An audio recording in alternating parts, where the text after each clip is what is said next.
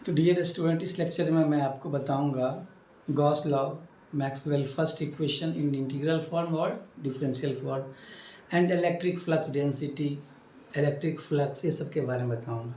आप जानते क्या हो, इलेक्ट्रिकल फील्ड जो होता है वो नेचर्स ऑफ मीडियम पे डिपेंड करता है। जैसे कि E इज इक्वल टू क्या था, E इज इक्वल टू क्या होता है, पॉइंट चार्ज से करें Q/4πε0 r²। तो ये जो बता रहा है एप्सिलॉन नॉट, क्या बता रहा है, ये फ्री स्पेस बता रहा है। तो अभी जो आप इलेक्ट्रिकल फील्ड इंटेंसिटी जो निकाल रहे थे किसी चार्ज के कारण, कौन से मीडियम में, फ्री स्पेस में निकाल रहे थे। लेकिन अगर मीडियम चेंज हो जाए, नेचर चेंज हो जाए, तो क्या होगा, इलेक्ट्रिकल फील्ड इंटेंसिटी पे क्या होगा, इफेक्ट पड़ेगा। तो जब जो वैल्यू पहले था, अब वैल्यू क्या हो गया, चेंज हो गया। तो इलेक्ट्रिकल फील्ड इंटेंसिटी के वैल्यू में क्या हो गया, चेंज हुई। चेंज का मतलब सम डिस्प्लेसमेंट हुआ, है ना। तो इसलिए एक नया टर्म यूज़ कर रहे हैं, इलेक्ट्रिक फ्लक्स डेंसिटी या इलेक्ट्रिक डिस्प्लेसमेंट, जिसका रिलेशन होगा इलेक्ट्रिकल फील्ड इंटेंसिटी के साथ इस तरीके का, है ना। D is equal to epsilon naught epsilon E। तो ये क्या, इलेक्ट्रिक फ्लक्स डेंसिटी बोलिए या इलेक्ट्रिक डिस्प्लेसमेंट बोलिए, इलेक्ट्रिक डिस्प्लेसमेंट बोलिए। मैंने बताया इलेक्ट्रिकल डिस्प्लेसमेंट क्यों बोल रहे हैं, क्योंकि जैसे ही मीडियम चेंज होगा तो इलेक्ट्रिकल फील्ड इंटेंसिटी में क्या होगा, उसके वैल्यू में चेंज होगा। इसलिए एक नया टर्म यूज हो जाएगा, इलेक्ट्रिक फ्लक्स, इलेक्ट्रिक डिस्प्लेसमेंट। तो इस D को हम इलेक्ट्रिक फ्लक्स डेंसिटी भी बोलते हैं और इलेक्ट्रिक डिस्प्लेसमेंट भी बोलते हैं। ओके, इसको मैंने यहाँ पे लिख दिया है। फ्री स्पेस के लिए क्या हो जाएगा, ये अब जहाँ पे परमिटिविटी ऑफ मीडियम जो होता है, क्या होता है, epsilon naught into epsilon R. Epsilon naught क्या, इसको बोलते हैं absolute permittivity of free space and relative permittivity of medium, है ना। तो फ्री स्पेस के लिए क्या हो जाएगा, एप्सिलॉन आर का वैल्यू क्या होगा, 1 हो जाएगा। तो D इज इक्वल टू क्या हो जाएगा, ये एप्सिलॉन नॉट E। तो ये जो रिलेशन है ना, किसका रिलेशन है, इलेक्ट्रिक फ्लक्स डेंसिटी का और इलेक्ट्रिक फील्ड इंटेंसिटी का in free space. Other medium के लिए ये इक्वेशन आ जाएगा। क्लियर। तो ये याद रखेंगे आप कि D इज इक्वल टू क्या होता है, epsilon naught E free space के लिए। अब आता है एक नया टर्म, फ्लक्स। जो फ्लक्स है किसी सरफेस के थ्रू, है ना, तो अगर D पता रहेगा और वो सरफेस का एरिया पता रहेगा, हाँ, स्मॉल एरिया, ये क्या हो गया, इलेक्ट्रिक फ्लक्स डिस्प्लेसमेंट, और ये हो गया स्मॉल एरिया। तो ये एक फॉर्मूला होता है इलेक्ट्रिक फ्लक्स निकालने का, क्या, line integral of dot product of electric flux displacement and area, है ना, एरिया वेक्टर। क्लियर। तो ये दो फॉर्मूला आप याद रखेंगे, D is equal to epsilon naught E and flux through any surface D dot ds, और ये जो इसको इंडिकेट करेंगे एक सरफेस एरिया पे इंडिकेट करेंगे, है ना। तो ये याद रखिए, ठीक है। अब जो है ये गॉस लॉ क्या होता है, गॉस लॉ क्या कहता है कि अगर मान लो ये आपका एक क्लोज्ड सरफेस है, क्लोज सरफेस क्या है, ये क्लोज्ड है, तो इस सरफेस में कितना इलेक्ट्रिकल फ्लक्स पास करेगा। तो गॉस लॉ क्या कहता है, इस सरफेस के अंदर जितना चार्ज होगा उतना ही इलेक्ट्रिक फ्लक्स होगा। मतलब electric flux through any close surface is equal to charge enclosed by that surface. तो यही है इस गॉस लॉ का स्टेटमेंट। तो मैंने यहाँ पे लिख दिया है कि total electric flux through any close surface is equal to charge enclosed by that surface. Electric flux is equal to charge enclosed, ठीक है। इसके बारे में मैंने बात लिखा है कि जो गॉस लॉ होल्ड करेगा अगर चार्ज का डिस्ट्रीब्यूशन सिमेट्रिक हो या सिमेट्रिक नहीं हो तो भी गॉस लॉ अप्लाई होगा। लेकिन जब इलेक्ट्रिकल फील्ड इंटेंसिटी निकालेंगे यूजिंग गॉस लॉ, तो उसके लिए कंडीशन है कि चार्ज का डिस्ट्रीब्यूशन सिमेट्रिक होना चाहिए। क्लियर। तो यही लिख दिया मैंने। उसके बाद मैंने लिखा है कि जो चार्ज डिस्ट्रीब्यूशन जो हो सकता है वो सिमेट्रिक होगा, रेक्टेंगुलर सिमेट्रिकल हो सकता है या सिलेंड्रिकल सिमेट्रिकल हो सकता है या स्फेरिकल सिमेट्रिकल हो सकता है। तो रेक्टेंगुलर सिमेट्रिक में जो अगर कोई चार्ज डिस्ट्रीब्यूशन है तो वो डिपेंड करेगा इधर एक्स पे या इधर वाई पे या इधर जेड पे। सिलेंड्रिकल में सिर्फ रो पे डिपेंड करेगा, फाई और जेड पे नहीं। स्फेरिकल में सिर्फ आर पे, फाई और थीटा पे डिपेंड नहीं करेगा। तो यही वर्ड मैंने लिख दिया है, charge distribution as rectangular, cylindrical and spherical, it depend on X और वाई और जेड। इसमें रो पे डिपेंड करेगा या आर पे डिपेंड करेगा स्फेरिकल के लिए, but not phi and Z, but not phi and theta. Clear?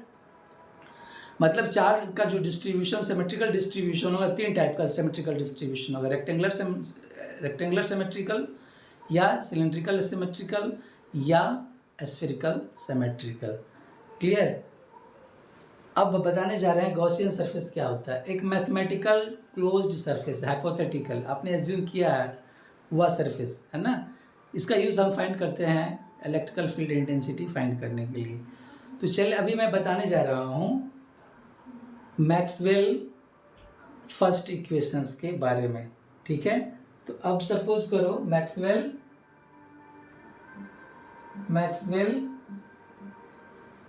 First equation.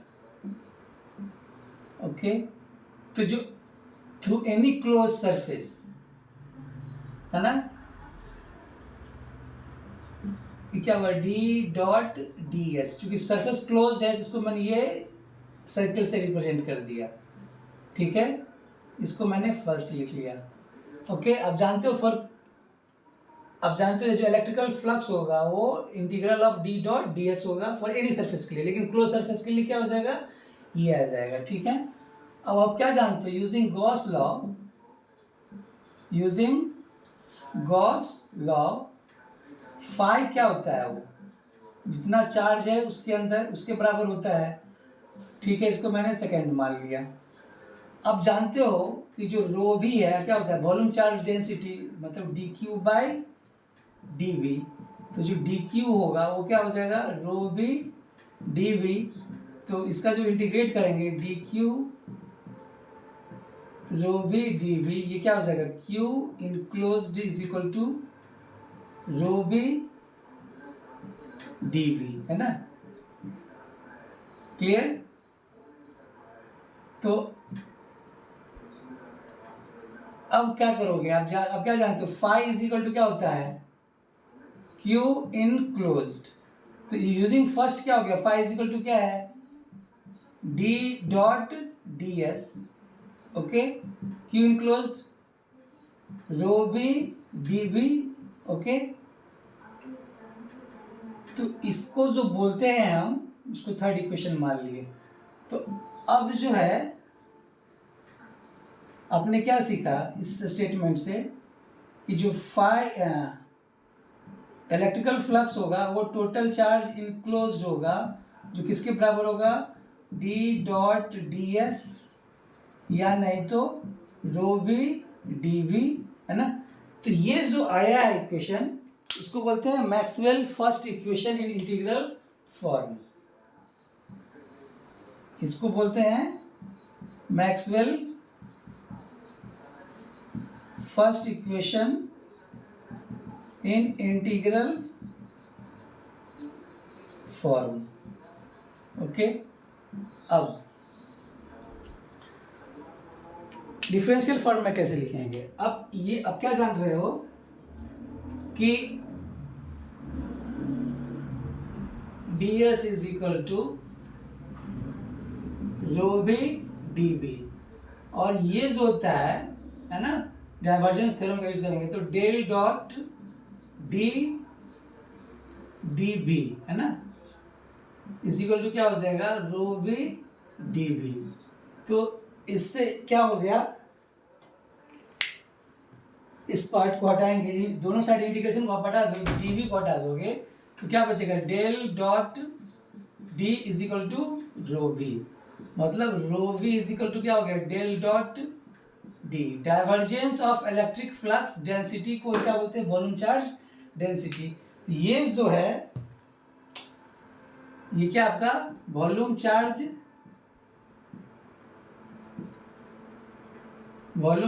Density is same as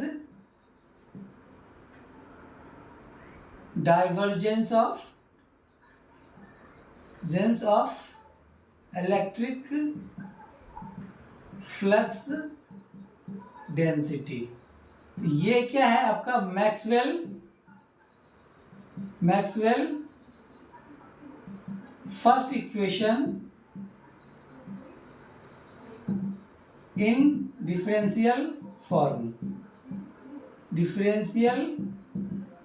form या पॉइंट फॉर्म।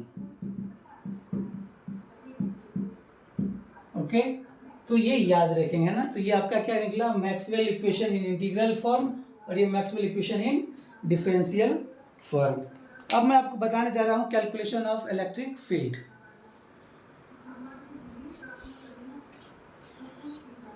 तो इसको मैं मिटा दूं।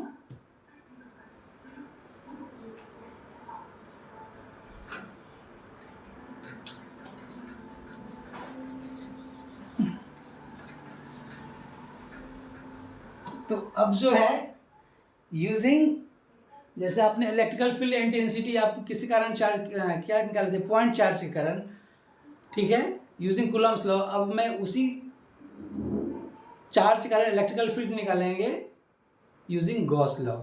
ठीक है, तो करेंगे क्या, एम क्या हमारा, find E due two point charge using Gauss law.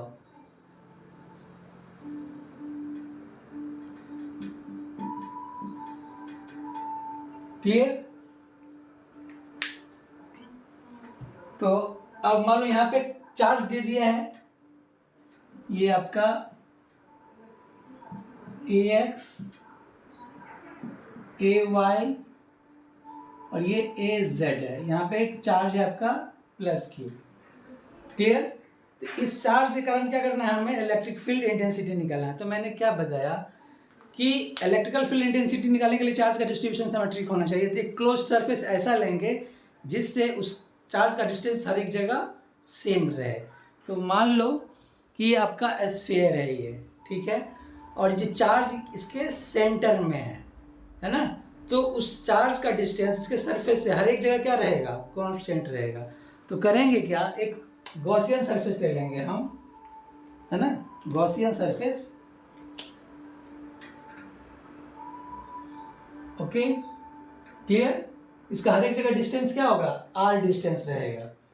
अब यहाँ पे सपोज करो ये पॉइंट, यहाँ पे इलेक्ट्रिकल फील्ड निकालना है, तो ये जो एरिया होगा सरफेस एरिया, है ना, इसको बोलते हैं ds। ये जो है इसका जो डायरेक्शन क्या होगा, इसी डायरेक्शन में होगा। इलेक्ट्रिकल फील्ड निकालने के क्या करते हैं, टेस्ट चार्ज लेते हैं। मान लो आपने यहाँ पे एक टेस्ट चार्ज ले दिया, तो ये जो डायरेक्शन होगा इलेक्ट्रिकल फील्ड का, है ना, ये डिस्टेंस क्या हो गया r। तो अब क्या जानते हो गॉस लॉ से, इलेक्ट्रिक फ्लक्स क्या होता है, electric flux is equal to d.ds। दूसरी बात कि जो इलेक्ट्रिक फील्ड का डायरेक्शन होगा वही इलेक्ट्रिक फ्लक्स डेंसिटी का डायरेक्शन होगा। ये पॉइंट चार्ज यहाँ पे था, यहाँ पे मान लो टेस्ट चार्ज है, तो इलेक्ट्रिकल फील्ड इंटेंसिटी का डायरेक्शन इसी डायरेक्शन में होगा, तो फ्लक्स डेंसिटी का भी डायरेक्शन इसी डायरेक्शन में होगा। और ये डायरेक्शन कौन सा है, AR डायरेक्शन है। इसको कैसे लिखेंगे हम, phi DAR unit vector into DS, इसका क्या होगा डायरेक्शन AR। क्लियर। जैसे मान लो ये है, इसके सेंटर पे जो है चार्ज, इसके सेंटर पे है, तो उस यहाँ पे मैंने टेस्ट चार्ज ले लिया, तो ये जो डिस्टेंस, ये जो एरिया होगा, है ना, जहाँ पे टेस्ट चार्ज है, क्या होगा, इसका एरिया कैसे कैलकुलेट होगा, इसके परपेंडिकुलर।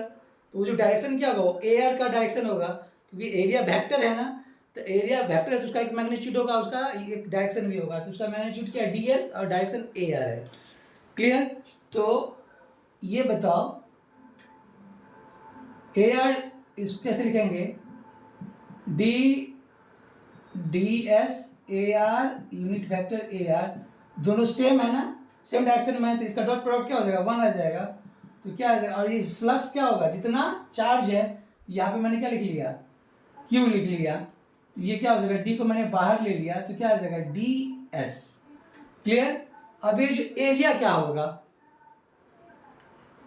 एरिया क्या होगा, इसको मैं हटा देता हूं। अब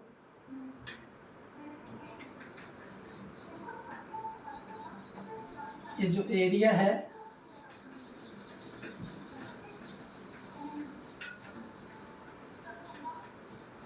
तो जो स्फेरिकल कोऑर्डिनेट में जो ए आर डायरेक्शन में जो एरिया होता है ना, इन स्फेरिकल कोऑर्डिनेट में, in spherical coordinate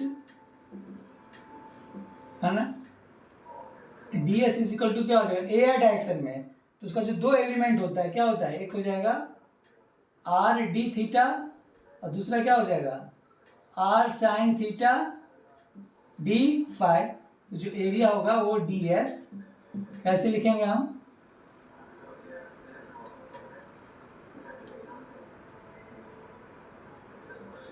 are square sine theta D phi. Clear.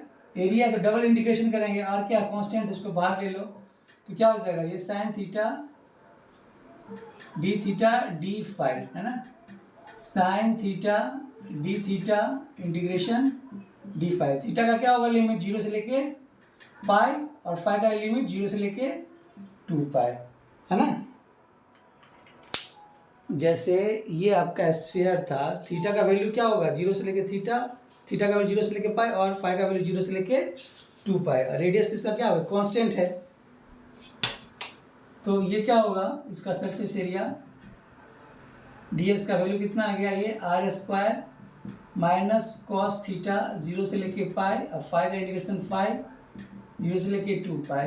ये क्या आ जाएगा आर स्क्वायर माइनस बाहर ले लिए तो cos pi minus cos 0 2 pi minus 0 है ना।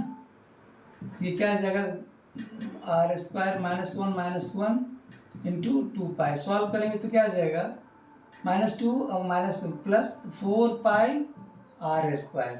क्लियर ना। तो Q इज इक्वल टू क्या हो जाएगा डी एस कितना आया 4 पाई आर स्क्वायर। तो जो D निकला वो क्या निकला Q by 4 pi R square. Clear. तो वेक्टर टर्म में क्या हो जाएगा D is equal to Q by 4 pi R square. Direction क्या हो गया ये ए आर है ना। तो ये क्या निकला इलेक्ट्रिक फ्लक्स डेंसिटी है ना, ये आपका हो गया due two point charge using Gauss law. ये क्या था आपका Gaussian surface, Gaussian surface. Clear. अब नेक्स्ट क्वेश्चन है कि इनफाइनाइट लाइन के कारण, लाइन चार्ज के कारण क्या होगा इलेक्ट्रिक फील्ड। तो नेक्स्ट है, इसको मैं बता दूं। नेक्स्ट है हमारा ये एप्लीकेशंस ऑफ गॉस लॉ बता रहा हूं। Find A due to line charge and line charge using Gauss law. Clear. तो अब सपोज करो ये आपका लाइन है, लाइन चार्ज है, इसका इनफाइनाइट लेंथ है, ठीक है ना। तो इसके कारण हमें क्या करना है इलेक्ट्रिकल फील्ड निकालना है। हमें एक ऐसा सरफेस लेना होगा जिससे इसका डिस्टेंस हर एक जगह सेम रहे। तो क्या करेंगे गॉसियन सरफेस बनाएंगे। तो जैसे आपका ये मान लो ये AX AY और ये AZ है। तो ये पॉइंट पे क्या किया मैंने, एक लाइन चार्ज है ना, ये इनफाइनाइटली है ना। क्लियर। तो ये क्या करेंगे इसको सिलेंडर के अंदर हम पैक कर देंगे।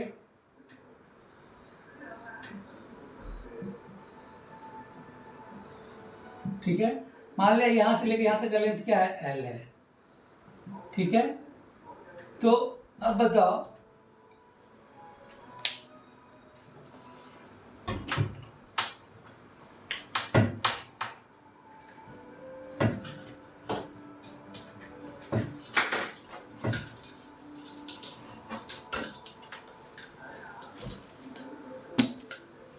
तो जैसे आपका ये सिलेंड्रिकल है, आपने क्या किया ये लाइन है ना, तो ये आपका सपोज करो इस पे क्या है, चार्ज है, क्लियर।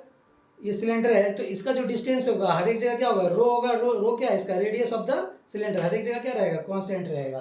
तो ये जो है आर, ये क्या हो जाएगा, रो। हमें करना क्या है, इसके कारण इलेक्ट्रिकल फील्ड निकालना है सरफेस पे। तो इसका 3 सरफेस है, एक 2 टॉप में और एक कर्व सरफेस एरिया है। तो सपोज करो यहाँ पे आपने कोई टेस्ट चार्ज को लिख लिया, ठीक है ना, तो क्या हो गया, इस चार्ज यहाँ पे जो सोर्स चार्ज होगा किस डायरेक्शन में लगेगा, इलेक्ट्रिकल फील्ड इंटेंसिटी ये इस डायरेक्शन में होगा, और ये जो है इसका एरिया है ना, तो ये जो फ्लक्स होगा, टोटल फ्लक्स क्या हो जाएगा, D dot D S curve surface plus D dot D S top plus D dot D S bottom. मतलब ये एक सरफेस हो जाएगा, एक ये सरफेस हो जाएगा, और एक कर्व सरफेस हो जाएगा, है ना। तो सर कैसे इसको बनाएंगे, इसको मैं मिटाऊं,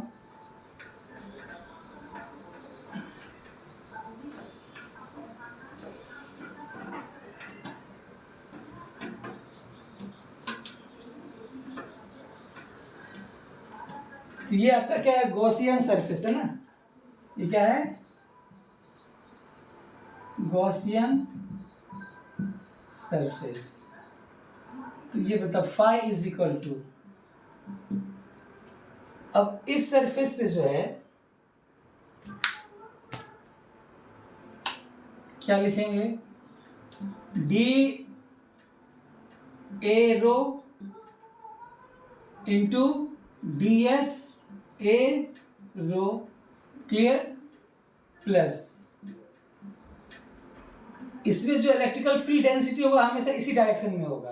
अब मैं रीजन बता देता हूँ ना, तो जो डी होगा वो हमेशा एरो डायरेक्शन में होगा इंटू डी एस। अब ये सरफेस एरिया के लिए जो डायरेक्शन यूज करेंगे कौन सा यूज करेंगे, ए जेड का ना, D S A Z plus D dot D A रो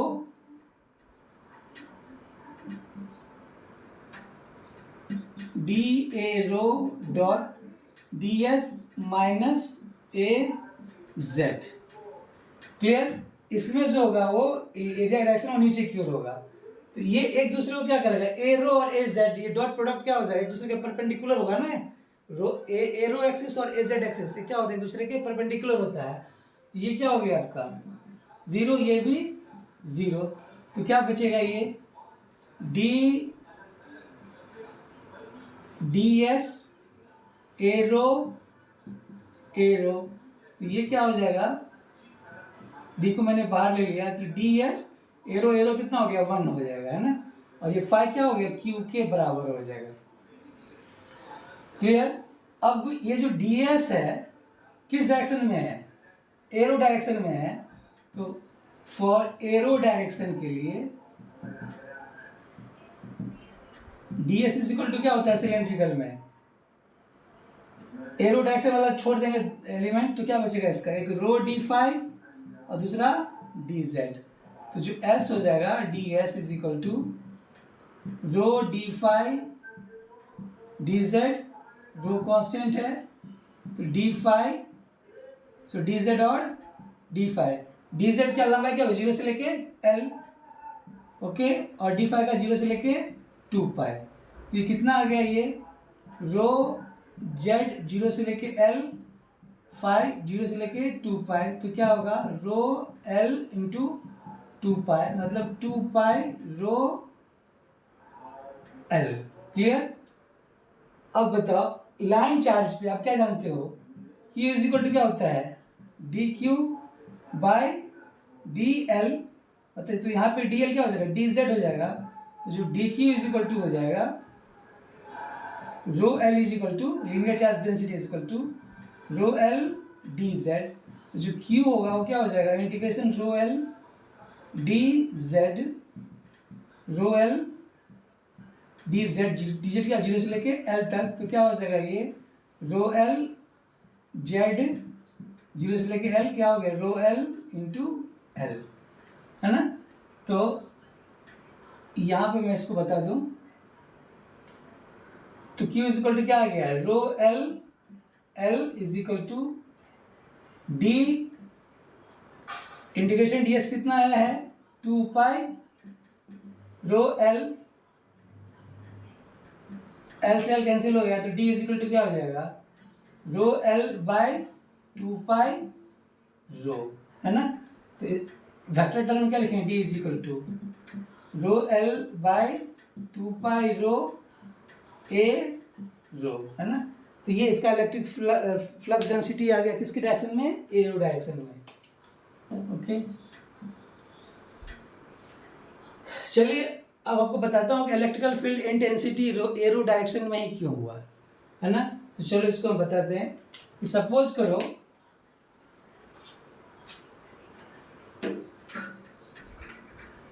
आपने ये पॉइंट लिया, यहाँ पे आपने टेस्ट चार्ज लिया, तो यहाँ पे जो ये इनफाइनाइट लेंथ का चार्ज है ना, ये सपोज करो चार्ज है यहाँ पे, तो ये इसका डायरेक्शन क्या इस तरह होगा, इसका दो कंपोनेंट होगा, एक इस डायरेक्शन में होगा और एक ई डायरेक्शन में होगा। सिमिलरली ये जो चार्ज है ठीक इसके यहाँ पे होगा, ये पे क्या करेगा, ये इस पे फोर्स लगाएगा, इलेक्ट्रिकल फील्ड होगा इसका इस डायरेक्शन में, इसका भी दो कंपोनेंट होगा, इस डायरेक्शन में और एक इस डायरेक्शन में। तो एजेड कंपोनेंट में जो डायरेक्शन वाला जो इलेक्ट्रिकल फील्ड है वो क्या करेगा, दूसरे को कैंसिल करेगा। तो अल्टीमेटली जो इलेक्ट्रिकल फील्ड होगा वो किस डायरेक्शन में होगा, वो एरो डायरेक्शन में होगा। क्लियर। सिमिलरली अगर मान लो कि ये आपका लाइन चार्ज है ना, अब यहाँ पे मान लो टेस्ट चार्ज डाल दिया आपने, तो ये एलिमेंट क्या करेगा, इस डायरेक्शन में फोर्स लगाएगा, ठीक इसके अपोजिट में एक और एलिमेंट होगा, इस डायरेक्शन में फोर्स लगाएगा। तो अगर उसी डायरेक्शन पे जो होगा इलेक्ट्रिकल फील्ड नहीं होगा, इस डायरेक्शन में जो भी इलेक्ट्रिकल फील्ड है दूसरे क्या करेगा, कैंसिल कर देगा। क्लियर। तो अल्टीमेटली इसमें इलेक्ट्रिकल फील्ड इंटेंसिटी होगा वो सिर्फ एक ही डायरेक्शन में होगा, वो एरो डायरेक्शन में। तो हमने फाइंड किया ये electrical field intensity is due to line charge, infinitely length line charge using Gauss law. तो ये इसका ये फॉर्मूला हो गया। ठीक है, आशा करते समझ में आया होगा। Thank you.